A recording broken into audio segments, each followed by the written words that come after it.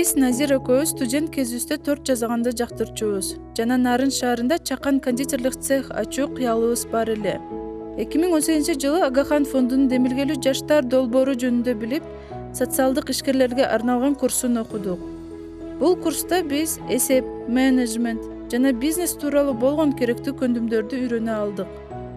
Демилгелүү жаштардан алган гранттын негизинде бизге меш жана аралаштыргыч алып колдоо көрсөтүштү. 2 айдын ичинде өзүбүздүн Тотсамы торт аттуу кондитерлик чакан ишканабызды иштетип баштадык. Биз ар кандай кондитерлик азыктарды жана торттордун түрлөрүн жасайбыз. Азыркы учурда бизде 4 кыз иштеп келүүдө.